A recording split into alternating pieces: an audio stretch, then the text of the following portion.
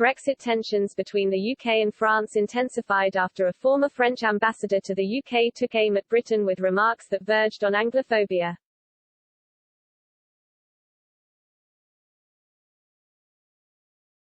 France and the UK are once again at odds over fishing rights, and reports suggest both countries are being hurt by the tension.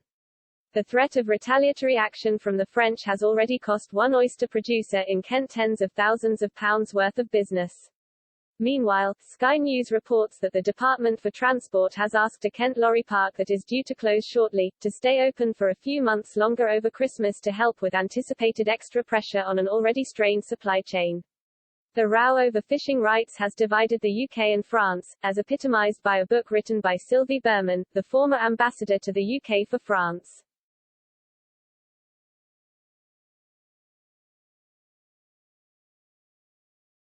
The book, titled Goodbye Britannia, was published at the start of this year.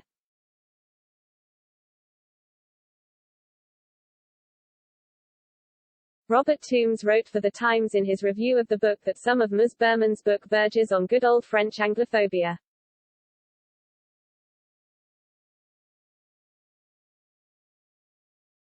He added, her historical summary is like wading through 150 pages of the New European.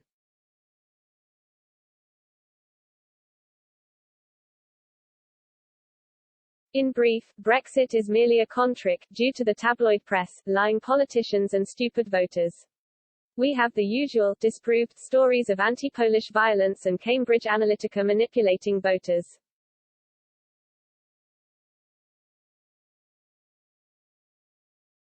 They may not be accurate, but they fit the picture, because for Berman the root causes of Brexit are that the British persistently hate the Germans, despise the French, hate migrants, think they won World War II single-handed, she thinks Rule Britannia was written in 1940, and indulge in a neo-imperialist fantasy that the whole Anglosphere revolves round them.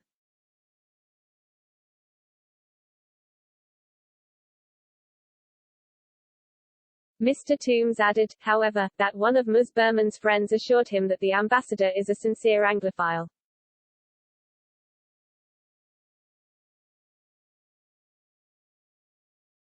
In an interview with The Guardian in February, Ms. Berman summarized her position.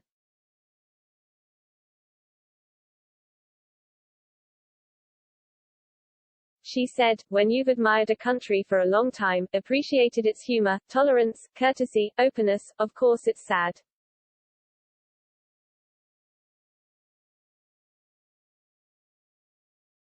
It also means, now, there's no more jelly or Stilton in Marks and Spencer's in Marché Saint-Germain. And that's Brexit, too.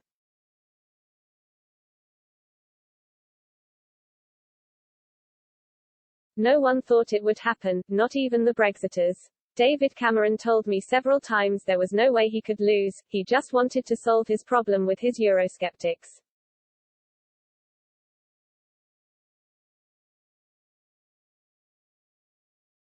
In her book, Ms. Berman also branded Prime Minister Boris Johnson a liar.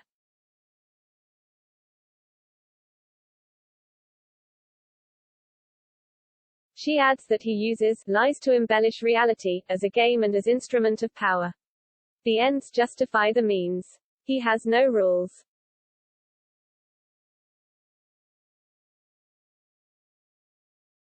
Ms. Berman continued, he would not object to being called that.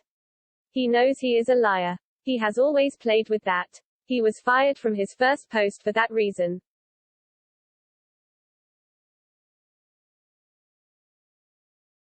French President Emmanuel Macron has emerged as one of the biggest critics of the UK during the Brexit process.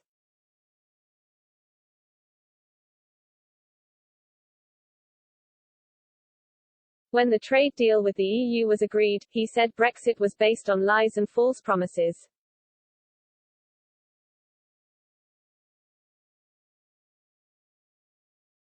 He is now piling the pressure on the UK, as the French leader threatened to block Christmas shipments as a political lever in Brexit fish talks.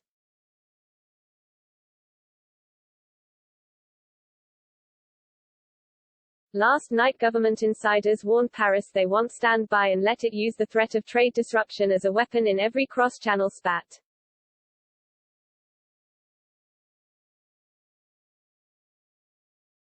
A source told The Sun, the ideal would always be that the short straits route between Dover and Calais runs smoothly, clear of political interference.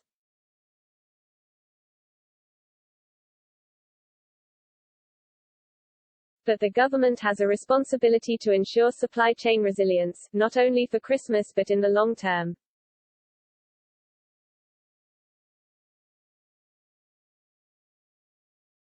France is one of our oldest and closest allies, but we cannot have Dover-Calais forever used as a political lever, which can be pulled during some periodic spat.